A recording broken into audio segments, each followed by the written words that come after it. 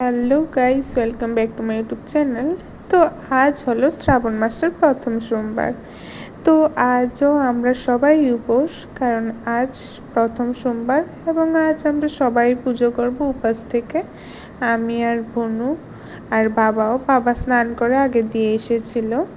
তো এখন আমি আর মা যাচ্ছি, ভনু স্কুলে চলে গিয়েছে ঠাকুরের মাথায় জল ঢেলে। ওইগুলো তাড়াহুড়োতে আমি আর ক্লিপস নিইনি। তো একবারে আমি আর মা যখন গিয়েছিলাম ওই ক্লিপসটাই নিয়েছি। তো এখন মা একে একে দুধ, ঘি, মধু, অগুরু এগুলো দিয়ে শিবকে স্নান করিয়ে নিচ্ছে। স্নান করার পর শিবকে এখন দুব্বা বেলপাতা দিয়ে পুজো করে নিচ্ছে, তারপর ফুলও দিচ্ছে।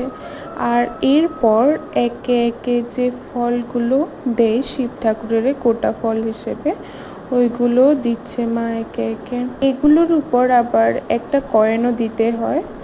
তারপর কয়েনের উপরে চাল, তারপর তিল এগুলো দিতে হয়।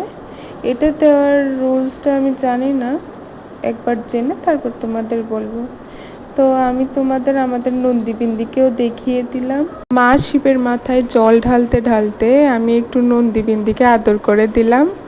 তো এখন আমি নিজেই পুজো করছি। এতক্ষণ মা করেছিল, এখন আমি করছি।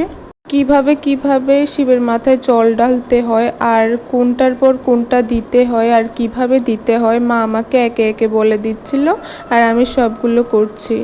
এইটা নয় যে কি ফার্স্ট টাইম আমি করছি শ্রাবণ মাসে। আমি শ্রাবণ মাসের সোমবার অনেক বছরই করেছি, বাট প্রত্যেকবার তো আর মনে থাকে না, ভুল ত্রুটি তো হয়ই মানুষের, তাই আমাকে মা দেখিয়ে দিচ্ছিল।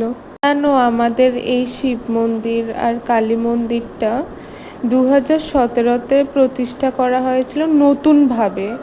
এর আগে 2006-এ আমাদের এই কালী ঠাকুরটা প্রতিষ্ঠিত হয়েছিল, মানে যখন আমার জন্ম হয়েছিল। আর এর আগে আমাদের বাড়িতে পুজো করা হতো 12 হাত মা কালীর মূর্তি দিয়ে। তো এখন চলে যাচ্ছি বাড়িতে যাওয়ার সময় দেখি বাবা ছিল দোকানের সামনেই, তো বাবাকে একটু প্রণাম করিয়ে নিলাম, আশীর্বাদ। তো এখন যাচ্ছি শীতলা বাড়িতে। আমি আগে দিয়ে এসেছিলাম পুজো, তো মা আসার সময় একটু বসেছিল।